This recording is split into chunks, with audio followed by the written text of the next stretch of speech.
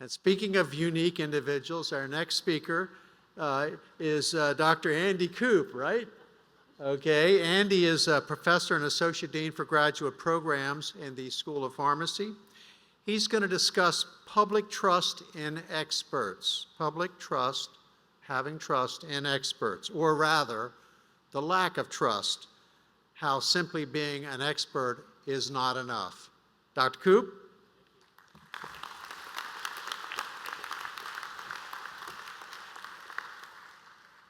Talking of international, anyway, so everyone in this room is an expert, every single one of you.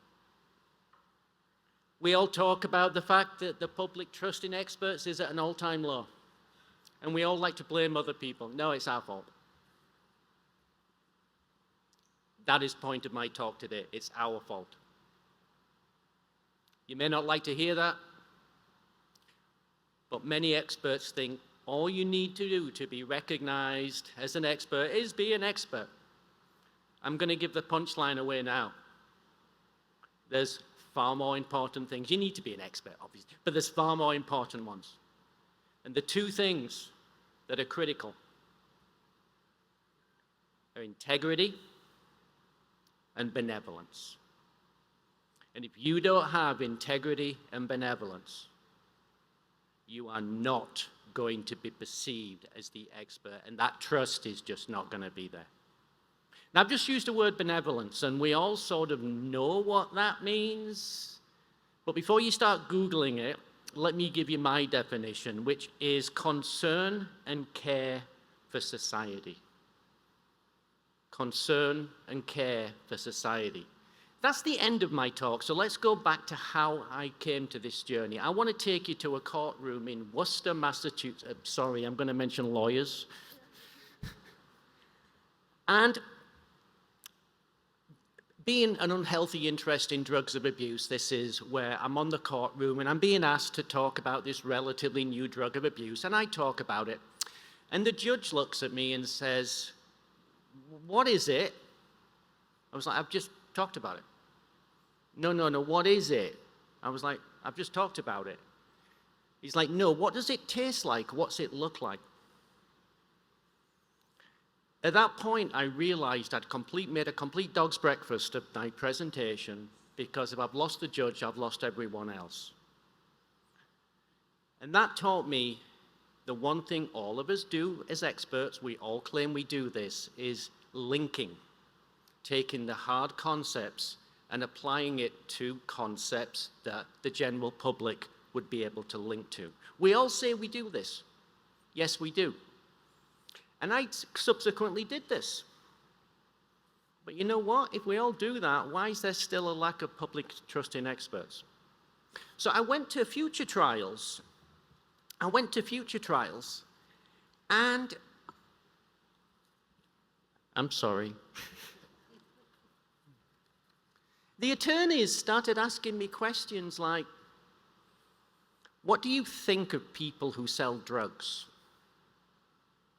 You know, you've been on all these committees of this drug abuse organization that wants people to stop taking drugs. How can you be unbiased towards my client? You've received millions of dollars in funding from NIDA. How can you not do what the Department of Justice is asking you to do?" They were attacking the man rather than the ball. They were hitting my integrity and my benevolence because it works. So as experts, this is why we need to focus on the integrity and the benevolence. So let me just give some figures. I'm a scientist at the end of the day.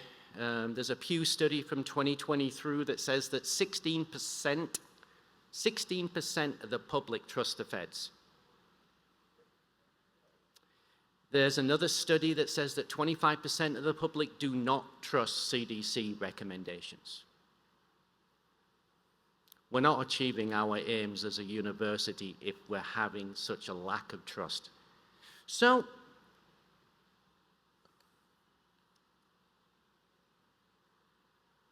it's easy to say that I've seen these experts present and they've not shown.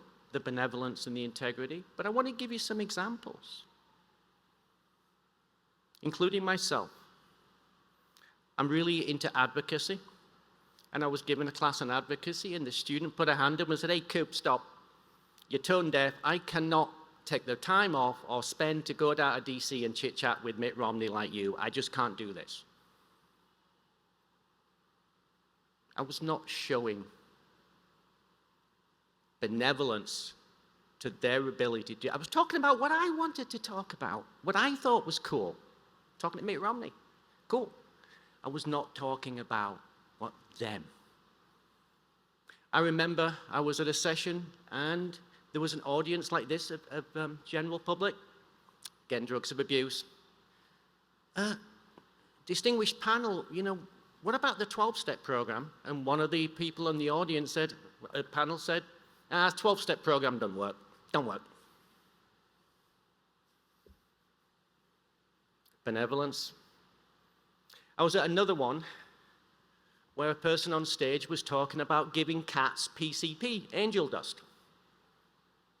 Think about that. A scientist talking about how he's experimenting on cats with angel dust.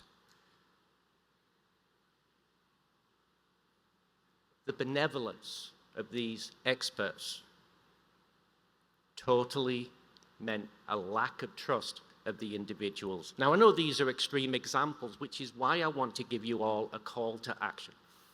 Things we can do. And you might think you do this great. I think I do. No, I mess up all the time. Things we can do for this. Listen to others, especially outside your circle.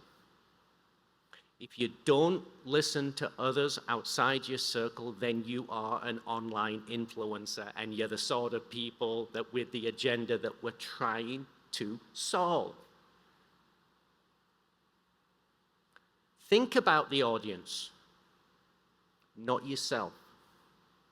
Speakers, we think about ourselves. We do. Let's be honest. Think about the audience. The third one, other people need to be heard. Listen to them, make sure they are heard. So I want to finish. I've given you some approaches, but I actually have a proposal. I have a proposal.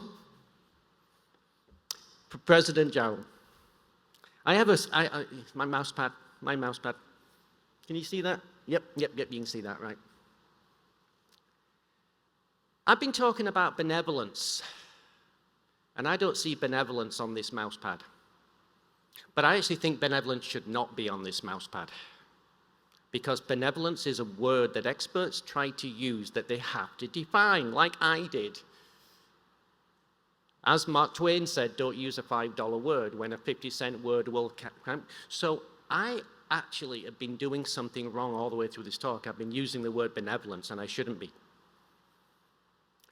And my proposal to President Jarrell, Provost Ward, is rather than using a $5 word and adding benevolence to this, is to save you $3. You're welcome. And add 4 50-cent words to the bottom of this. And those words are already in the UMB mission. For the public good. Thank you.